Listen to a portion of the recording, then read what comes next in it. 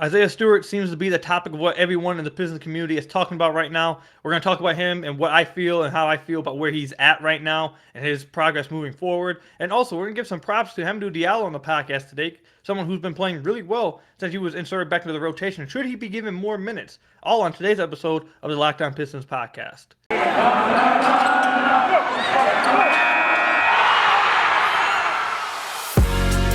You are Locked On Pistons, your daily Detroit Pistons podcast. Part of the Locked On Podcast Network, your team every day. What's the deal? Welcome back to another episode of the Locked On Pistons podcast. This episode is brought to you by TrueBill. TrueBill is a new app that saves you money by helping you identify and stop paying for the subscriptions you don't want or need. It can even negotiate better deals on those that you want to keep. TrueBill. Thank you for making Locked On Pistons your first listen of every single day. I'm your host, Kuka Hill. You can find me over on Twitter at Kuka Hill. And again, thank you for making Locked On Pistons your first listen of every single day. We are free and available on all your podcast platforms. And like I tell you guys at the beginning of every episode, if you are listening to this on the podcast version and you want to find the best way to support the podcast, best way easily is to go head over to our YouTube channel at Locked On Pistons and subscribe to the channel. Right now, there's in the Locked On Network and the NBA channel, there's about 5 or 6 teams all grouped in between the 600 and 700 range, and we're one of them. And I had one of our channel coordinators, one of them emailed all of us and said, who's going to be the first one to get to 1,000? Whose fan base is the best? Go to that YouTube channel, Locked On Pistons, subscribe, and show them that we have the best fan base of all the groups. We have the most committed fan base out there. So again, if you want to find the best way to support me and the podcast and show how strong our fan base is, go to the YouTube channel at Locked On Pistons, subscribe. I'd really appreciate it. But on today's episode of the podcast, we got a juicy one. I feel like we got a juicy one. So we just had a tough conversation about Saddiq Bey last podcast. We've talked about Torrey Weaver, a tough conversation with him last week. We've been having a lot of conversations, tough conversations about guys. And next up is Isaiah Stewart, because I opened up Twitter today and he was the main thing being talked about by the entire Pistons community. Some of the beat writers have been going back and forth with guys about Isaiah Stewart. He's been the main topic, I feel like, obviously with what happened with LeBron last week. Fast forward to now it's not so much about that. It's more about his play and where he's at, all those kind of things. So I'm just going to give you guys my thoughts about Isaiah Stewart so far this season, what I think of him, what I think should happen with him, what the Pistons should do with him, etc. Just my overall thoughts about him. So I just want to say, I like Isaiah Stewart. Let me start that off. I really do like Isaiah Stewart. I think he has a place in this league for a long time. I think he, at the very least, is going to be a backup in this league for a long time. A really good backup center. So I just wanted to get that out the way. I really do think that he's going to be a good backup center for the long time in the NBA at the very least. So this is not me, and this is also what I'm going to say here. This is not me saying that he can't get better. He won't ever get better. He's not going to reach ceilings or places that some of you guys may think he can eventually hit. That's not me. I'm not writing the end of his book. I'm not doing any of that. I'm simply analyzing what we've seen from him thus far. That's all I'm doing. So far into the season, I think is absolutely objectively true. And if you're denying this, I just feel like you're not being objective and truthful with yourself. That Isaiah Stewart has been a handicap to the Pistons offense. He's not shooting any threes. He's not shooting anything outside of 5 feet from the rim. And currently, he's not shooting very well within 5 feet of the rim anyways. Right now in the NBA, he is in the 21st percentile as a pick-and-roll man, according to Synergy. Last year, he was in the 70th percentile. A lot of that had to do with, in my opinion, I'm pretty sure the numbers would suggest this too, which I have them up in front of me. It had a lot to do with the fact he was able to hit that short roll, kind of LaMarcus Aldridge pull-up midi off the pick-and-rolls. He not all the way to the rim, but he'd stop just short and hit that little short roll pop. And that was something he shot really effectively last season for the Pistons, and this year he's not even trying to take these. So, for example, let's go ahead and look through these. From 10 to 16 feet last season, 6% of his shots. Now, mind you, as well, just make sure as I read off the percentages of his field goal attempts, just remember that he's not even attempting nowhere near as many attempts overall. So the percentages, even though some may be higher or lower, just remember that he's also just shooting lower attempts across the board anyway, so it's already going to be down. So from 10 to 16 feet last year, 6% of his shots came from 10 to 16 feet. 3% of his shots came from 16 to 3 feet, and 15% of his shots came from three-point range. This year, so far this year, it's down across the entire board. From 10 to 16 feet this year, only 2% of his shots are coming from there. From 16 to 3-point range, only 1% of his shots are coming from there. From 3-point range, only 8% of his shots are coming from there. It's down across the board. So then you guys are probably asking, what did he shoot from these areas his rookie season? Well, from 10 to 16 feet, he shot 55%. That's extremely freaking good. From 16 to 3-point range, he shot 43%, which is pretty good as well. From 3-point range, he shot 33%. He was below average. He didn't shoot that many, and we've talked about on the podcast towards the end of the season last year that he didn't shoot. Once he started shooting more with volume, he started missing a little bit more. So I'm not even really worried about his 3-point percent or him shooting up threes. I just want him to be more of a threat outside of 5 feet. But overall, my point is that he showed us in his rookie season, not so much 3-point range. Again, like I said, it was a mixed bag, and you guys know I was skeptical about him from 3-point range. But in his rookie season, he showed us that he's capable of hitting that midi pull-up. He's capable of being a threat from outside of 5 feet. He shot it with confidence, and he was shooting it really effectively his rookie season. And this year, he's just completely stopped doing it. He's not even attempting it. And a lot of his, if you even look at his 3 to 10 feet away from the rim from last year, which would be, it would consider a little bit of hook shots as well. But he did have a lot of those pull-up middies as well in that range his rookie season. He shot 52% from this area his rookie season as well. So he's shown us, my point is he's shown us that he can shoot from outside of 5 feet, outside from just the rim. Maybe not 3-point range, but in that little area, he's shown that he's able to do that. This year, he's completely not doing it at all.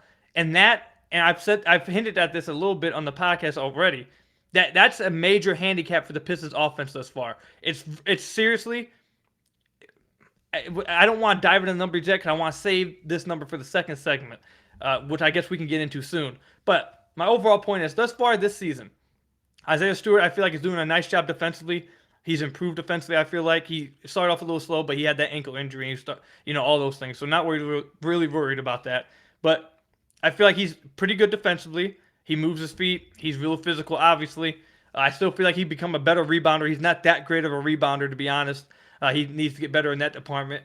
But overall, defensively, I feel like he's come along. Offensively, I feel like he's taken a step back. And for some reason, I don't get why that is. I don't get why he's not shooting from outside the rim. And he's also struggling around the rim as well, which is really hurting the Pistons. And he's dropped more than 50%, or just around 50 percentile down as a pick-and-roll man from last year to this year. Last year, he was one of the best in the league. This year, he's one of the worst in the entire NBA. And we're 20 games into the season. It's been a major, major, major handicap for the Pistons' primary ball handlers, that they don't really have a pick-and-roll partner right now. So that's where I'm at right now with Isaiah Stewart. We're going to dive into even more numbers, talking about what the Pistons offense, according to the numbers, not biases, not just eye tests and making up things. What are the numbers saying about the Pistons offense when Isaiah Stewart's on the floor? Is he actually a handicap, or is it something that I'm overreacting to? Is it something that some Pistons fans are overreacting to? We're going to talk about that in the next segment. But first, I got to tell you guys about some of our sponsors. First up, let me tell you a little bit about TrueBill. Do you know why free trials renew without your consent? It's a business scam out to get you. Don't let greedy corporations pocket your money, and download TrueBill to take control of your subscriptions. TrueBill is the new app that helps you identify and stop paying for subscriptions you don't need, want, or simply forgot about. On average, people save up to $720 per year with TrueBill. Because companies make subscriptions hard to cancel, TrueBill makes it incredibly simple. Just link your accounts and TrueBill will cancel your unwanted subscriptions in one tap. And your TrueBill concierge is there when you need them to cancel your unwanted subscriptions, so you don't have to. TrueBill also has over 2 million users and helps save them over $100 million. Don't fall to subscription scams. Start canceling today at TrueBill.com/LockedOnNBA. Go right now to TrueBill.com/LockedOnNBA. It could save you thousands of dollars a year. That's TrueBill.com/LockedOnNBA. So again, I want to thank you guys for making Locked On Pistons your first listen of every single day. We are free and available on all your podcast platforms. And if you want to find the best way to support the podcast, like I told you guys earlier, go ahead to the YouTube channel, hit that subscribe button. Our goal is to hit 1,000 subscribers by the end of the year. We're sitting at 658, I think, right now. Again, help us get to 1,000 subscribers. If you listen to this in the podcast version, you'd like to listen to the podcast version, you don't want the visual version, that's fine. But go support the podcast, support that podcast. Go over to the YouTube channel, hit the subscribe button. Like I told you guys earlier, our channel coordinator said which one has the best fan base, who's going to hit it first. out of like 6 teams sitting between the 600 700 area. Let's show them that we have the strongest fan base out there. Help us get over to 1,000 subscribers. I'd really appreciate it. But let's dive right back into what we were talking about with Isaiah Stewart. So I want to say again, I really like Isaiah Stewart, but and like I said, I think he has a future in the NBA at the very least as a really good big man or a really good backup center in the NBA for a while. And I think that would be perfectly fine, by the way. I'm not saying that's where his ceiling is. I'm not saying that's where he's going to end up. I'm not writing his storybook ending. Again, I just want to make that clear.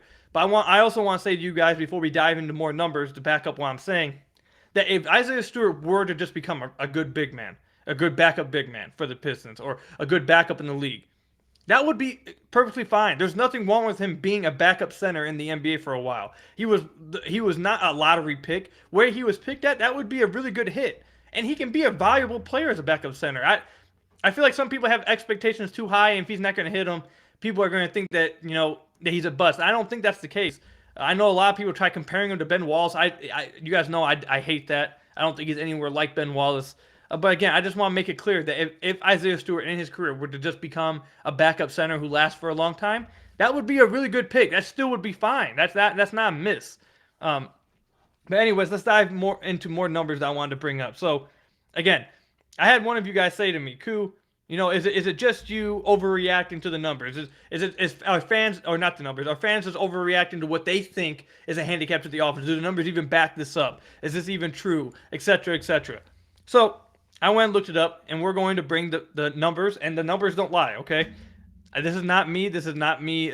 This is not my biases. If someone wants to go out there and say that, this is not me just picking on Stu, or some of you guys may think I don't like Stu or something. This is just strictly objective. The Detroit Pistons offense is 13.7 points worse with Isaiah Stewart on the court. It's the worst on the team by more than 3 points. Let me say that again. The Pistons offense is 13.7 points worse with Isaiah Stewart on the floor, and it's more than 3 points worse than the next worst person. That's awful. That's really bad. There's no sugarcoating around it. Now, so I'm sure some of you guys may be asking, Q, what are you trying to say from all this? You're giving us numbers. What are you trying to say? This is where I'm leading all this to. One, my first point is there's no way around it. There's no way anyone can lie to themselves. You have to be just strictly objective. This is not, and again, this is talking about what we've seen thus far. This is why I feel like a lot of people get confused and start immediately putting up the defense walls and start being ready to go to fight for Stu. This is not about what he'll be in the future. This is not saying what he's going to end up being. This is not trying to write his ending or anything, or trying to cap his ceiling or anything. This is strictly talking about what we've seen thus far, being objective in our analysis. So far this season, through 20 games, it's objectively true that Isaiah Stewart has been a handicap on the offensive end because he's refusing to shoot outside of 5 feet. Now the question is it Isaiah Stewart saying, I don't want to shoot outside this frame, he's just not comfortable right now? Or is it the Pistons coaching staff saying that they don't really want him shooting outside this area, they want him doing that right now? Now, we've had Dwayne Casey come out and say himself that they're not going to rush him with shooting outside the paint right now. So if it's the coaching staff telling him to do it, okay. Still, this would be this right here would basically be, this would have to be my retort to that. If you're going to start Isaiah Stewart, there's only two things you can do here. If you're going to start Isaiah Stewart, he has to shoot outside 5 feet. He has to do something offensively that will bring value. If you're going to start him, if you're going to start Isaiah Stewart, he has to go back to shooting those mid-rangers, those little short roll pops. He has to. He absolutely has to, or the offense is going to continue to struggle how it is. Because it's handicapping every single Pistons ball handler. The Pistons basically have no pick and roll offense. Again, Isaiah Stewart ranks in the 21st percentile as a pick and roll big man. So the Pistons basically have no pick and roll offense in their starting lineup. They're handicapped outside of that because he's not shooting outside 5 feet. And right now he's struggling. Unless he gains 5 inches or gains a 10-inch vertical, he's going to probably struggle right now around the rim anyways. He might get better in that in the future. I don't know. But so far, he's struggling with that. But what made him such an intriguing prospect his rookie season was the fact he had such good touch from mid-range. Again, I'm not even talking about the three-pointer. From mid-range, he had incredible touch. That's what made him such an intriguing prospect. So the fact that he's completely wiped that out is a handicap to the offense. The numbers back it up, and he can't keep doing that if they're going to start him, if they're going to proceed to start him. Now, this is where I feel like I'm going to ruffle some feathers here. We have heard over and over from the beat writers, all the beat writers. We've heard it from people defending the coaching staff over the years against other young players. We've heard it for multiple times that you don't have to start a player to develop them. Just because a player's not starting doesn't mean they're not developing them. Chill out on Dwayne Casey, blah, blah. You can still start. Development doesn't mean starting. You can develop guys just as much as a backup as a starter. If that's true, if that's the argument you want to live by, which I'm sure it's true, but if that's the argument you guys have been pushing, then if you're also going to say that you're not, Isaiah Stewart's just not going to shoot outside 5 feet, then just develop him off the bench then. You're going to have to, you would have to bring him off the bench. Now you can't do that because Kelly Olynyk's out. But when Kelly Olynyk comes back, if it's still like this, and he's not shooting outside 5 feet, and the Pistons still are lacking any kind of pick and roll threat out there because he's not showing them as that type of threat, if the statement is true that everyone's been pushing on us for years, that you don't have to start guys to develop them, you can develop them off the bench. Right now, that would be then send Stu to the bench, play him like his 25 to 30 minutes off the bench then, and just develop him that way. Do the same things you're doing now, development-wise, just off the bench. Because right now, this is the real issue here. It's not so much the issue of just overall the offense is being handicapped by Stu because he's not shooting outside 5 feet. The issue here is, one, it's hurting Stu because he's much ineffective. It's really hurting him, I feel like, his development. So that's one. But two, by having him not shoot outside 5 feet, by him not doing that and not posing as any kind of threat offensively, I feel like I'm making this is my argument that is inherent that's directly hurting the development of Cade Cunningham and Killian Hayes. They need guys. They need a pick and roll big guy who's able to be a threat in the pick and roll. They desperately need that. That's where they're going to achieve the most. We knew that with Killian Hayes last year. I feel like everyone should know that about Cade Cunningham. They need a pick and roll partner to play the offense with. So if Stu, we all know Stu's going to struggle around the rim. I think everyone knows that. He's going to struggle finishing around the rim because of his size, his lack of explosiveness against guys, bigger than him, etc. So it's going to be tough around there. But again, his rookie season, what made him such an intriguing prospect was his ability to show us his touch from outside just of 5 feet and his effectiveness taking it.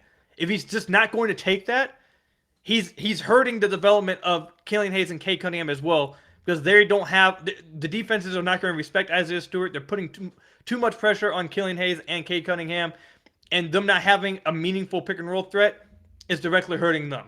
So if that's the route the Pistons are going to take, if they don't want him taking shots outside of 5 feet again, that's fine. Then when Kelly Olynyk comes back, I would make the argument if he's still doing that, then you need to just bring Stu off the bench then and develop him the same type of way. That doesn't mean he won't eventually be the starter. It doesn't mean he won't eventually be a starting center in the NBA. But at this point in time, if the argument that we have been told that you can develop guys the exact same way off the bench, he doesn't have to start. And in the same breath, it's very clear by the numbers that Isaiah Stewart, the way he's playing and the way they're asking him to play offensively right now, is hurting the offense and hurting two of your other young core pieces, two of your biggest pieces of the young core, then you're going to have to make a tough decision at a certain point. You can't have both. You can't have him in the starting lineup and then also refuse to let him take mid-rangers or him just not be an option from that range at all. Because, like I said, he's one of the worst pick-and-roll guys in the NBA right now, and it's hurting the offense. It's hurting the team. It's hurting two of their biggest pieces of their young core, and they can't have that. They just simply can't. So that's basically what I wanted to take this argument with Isaiah Stewart. It's not even really an argument. It's just me pointing out things about Stu. So, like, for example, and before we end this segment, I just want to point out, last season, his rookie season, the offense was 1.7 points better with him off the court. That's not too big of a deal because he was a rookie and the team sucked. So when he played, obviously, they probably weren't going to be that great. But the fact that it was such a minimal compared to where he's at now, the minimal difference when he's on the court, again, it shows you that the Pistons offense functioned much better last year with him on the court because he was willing to take shots He was willing to be a threat on the floor from somewhere. He was able to do that his rookie season. This year, again, he's not even attempting it. He's not even trying. And it's not so much going at Stu, because we've heard quotes from Dwayne Casey, we've heard quotes from people, and we've heard beat writers suggest that it's not something that maybe they want him doing right now. Fine. If that's not something you want him doing right now, then that's fair. He doesn't have to do it. If that's their grand plan, they obviously know more than us, apparently. You're going to assume they know more than us about developing. Then if that's the case, that it's going to work best for Stu, that's fine. Do that then. But he can come off the bench then, doing the same thing. Obviously, it's tough right now with Kelly Olynyk hurt. You shouldn't do it now. But when Kelly Olynyk was healthy, and when he does get healthy, they should give that some serious thought then. Because you can't, like I said, this is where I'll end it. You cannot do both things. If you're the coaching staff and you're the Pistons, you cannot also tell Stu you don't want him taking these shots. You want him just to focus on, I guess, like interior stuff or defense, whatever. You don't want to rush him in that department. And then also start him with Killian Hayes and Kate Cunningham and have him be a non-threat, because they work against each other. So you have to pick one. That's my argument. It's hurting the offense. The numbers, again, back it up. They're 13 points worse, again. With them on the floor, it's more than 3 points worse than the next player. That's awful. They can't have both. They need to pick which one it's going to be. And again, that's not me saying Isaiah Stewart's bad. It's actually me saying that I know he can be better. It's me saying I feel like he's being... I guess I should end this with saying that I feel like Isaiah Stewart's kind of being held down. I think Isaiah Stewart can be better. This is not me saying that I think he's bad or he's going to be a bust or something. It's me saying that I've seen him be better than this. I've seen him show the ability to do this. So the fact that he's not doing it is frustrating, and it's hurting the offense, and I don't understand why it's happening. So before anyone starts freaking out thinking I hate Stu or trying to go at Stu, it's actually me speaking highly of Stu, because I know he can do more. I know he can do those things. But if they're not going to have him do it, when Kelly Olynyk comes back, I think you have to give serious thought about benching him. Or not, let's not call him bench him. Just bring him off the bench. Bring him off the bench, give him his same kind of minutes, but mix him up with the lineups he's playing with. Because playing him right now with the way you want him playing, with Killian Hayes and Kate Cunningham, is basically forfeiting on offense, and it's hurting them, I feel like. That was a long rant. I'm sorry.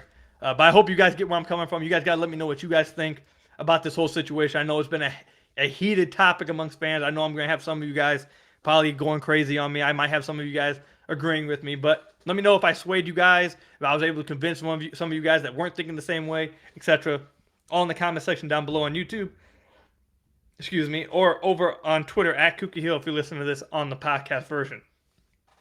When we come back, we'll talk about Hamidou Diallo and some of the plays, how well he's been playing, and whether he deserves more minutes as well. But that's before or after we get into some of these sponsors. First up, I got to tell you guys about BetOnline AG. BetOnline has you covered all season. More props, odds, and lines than ever before as football season continues to march to the playoffs. BetOnline remains your number one spot for all the sports action this season. Head to our new updated desktop or mobile website to sign up today and receive your 50% welcome bonus on your first deposit. Just use our promo code LOCKEDON to receive your bonus. From basketball, football, NHL, boxing, and UFC, right to your favorite Vegas casino games, don't wait to take advantage of all the amazing offers available for the 2021 season. BetOnline is the fastest and easiest way to bet on all your favorite sports. So again, go check out their new updated desktop or mobile website to sign up today and receive your 50% welcome bonus on your first deposit by using promo code LOCKEDON. BetOnline, where the game starts. I want to thank you guys again for making Locked On Pistons your first listen of every single day. We are free and available on all your podcast platforms. And again, if you want to find the best way to support the podcast, head over to the YouTube channel, hit that subscribe button. We're trying to get to 1,000 subscribers by the end of the year. Again, we are in a group with some of the other Locked On channels, some of the other Locked On NBA teams, in a group between 600 and 700 subscribers. They want to know who's going to be the first one to get to 1,000. Let's troll them. We are the strongest fan base. We are the best fan base out there. Even though the Pistons may not be that good, we are still the best fan base out there. Let's be the first ones to get to 1,000 subscribers out of all those teams. So again, Locked On Pistons on YouTube. I'd really appreciate best way to support the podcast. But let's talk about, stop being negative so much. I know we've been negative a lot recently on the podcast, but the Pistons are losing and they're not playing well, so a lot of things are going to be negative. But there is one positive, and that's Hamidou Diallo's play. Hamidou Diallo was DNP'd for not 1, not 2, not 3, not 4, not 5, not 6, really. He played one game, 5 minutes at the end of a blowout. He had 6 DMPs, but really only played, 5 of the first Pistons, 14 games really. I'm not going to count that 6th game when he played at the end of garbage time against the Milwaukee Bucks. So he went from just being completely out the rotation. We had that dust up with Dwayne Casey on the sideline. I forget what game it was against. We had that dust up. I think it was against Cleveland, where him and Dwayne Casey butted heads, and Troy Weaver came down from the stands and pulled him back in the locker room. We had that whole thing happen. We had Hamidou Diallo liking tweets saying, send him back to OKC if you're not going to play me, kind of thing. It wasn't looking good for Hamidou Diallo in Detroit. Then he got his play at the end of a game against Sacramento Kings, where he scored 7 points, played extremely hard, and got his way back into the rotation. And now, over the Pistons' last 6 games, Hamidou Diallo is averaging 9.5 points off the bench with 4.5 rebounds a game. Mind you, he's only playing 16 minutes a game. So he's averaging, in 16 minutes a game over the last 6 games, he's averaging 9 and 4.5 rebounds. That's pretty good. That's pretty effective in short minutes, I think. I would say. And he's also shooting 56% from the floor. So he's being efficient with it as well. He's shooting 89% from the free throw line as well. He's not playing a lot per game. Like I said, he's only playing 16 minutes a game. It's not like he's playing a ton. But in these short minutes, he's absolutely making it work. He's taking advantage of every minute he's being given out there. He's been playing extremely well. And I think he's warranted getting more minutes. Now, on the last podcast, we spent, I think, the first 2 segments talking about Saddiq Bey and why I believe, or I think it's time for, possibly considering cutting his minutes and giving him some to Hamidou Diallo. Now, a lot of it obviously has to do, if you haven't listened to the last podcast, go check it out if you want more in-depth about what we're talking about here. But obviously, a lot of it has to do with how Saddiq's playing. Saddiq's not playing very well. He hasn't played well all season. He's running away from threes. There's so many things that we talked about in the last podcast with Saddiq. I'm not going to get into all of it here at the end. But overall, Saddiq's just not playing well. He's playing pretty tough. And when I say tough, I mean badly. And Hamidou Diallo, ever since being put back in the rotation, I feel like has outplayed Saddiq. Now, his numbers are going to look as good, points-wise, because he's not playing as many minutes. But I think if you just watch them both play on the court over the last 6 games, and ever since really Hamidou Diallo has been put back into the not starting lineup, but the rotation, he has outplayed Saddiq Bey. He's brought more defensively. They're both really active on the glass. They're probably 2 of our best the Pistons' best rebounders on the team, to be honest. I wouldn't be mad at anyone who would put literally Saddiq Bey and Hamidou Diallo even over Isaiah Stewart as a rebounder. That's how great they are as rebounders at the wing positions. And Hammy has just been really, this is the thing. And this is something that I talked to you guys about over the summer with Saddiq Bey. Hamidou Diallo knows what he is. I'm going to get to the rim. There's nothing you're going to do to stop me. And if you do try to stop me, you're going to follow me. I'm going to get to the free throw line. And I'm going to go hard to the rim every single time. I'm going to play hard while I'm out there. I'm going to play good defense. I'm going to get active on defense. I'm going to run the break fast as hell. I'm going to give it all I got. And again, I'm going to get to that basket whether you like it or not. And you're not going to stop me. He's not going to start doing other things. He's not going to start shooting 5 threes. He's not going to start taking, post fadeaways or anything. He's not going to force the issue, which is something I really liked. So this is actually one of the best things I've liked from Hamidou Diallo, because I feel like he hasn't really forced the issue so far since he got put back in the rotation. He's playing within himself. He's playing within the offense. There's been a lot of times, I feel like last year, when he brings the ball up, he would go and it would be like 20 seconds of him trying to get to the rim or trying to do his own thing. Now, there's been multiple times you'll see him bring it up. He'll get a kick out. If he doesn't like what he sees, he'll walk it down, give a handoff to someone with a better ball handler that could shoot, and he'll wait for a cut to the back door or, get an offensive rebound.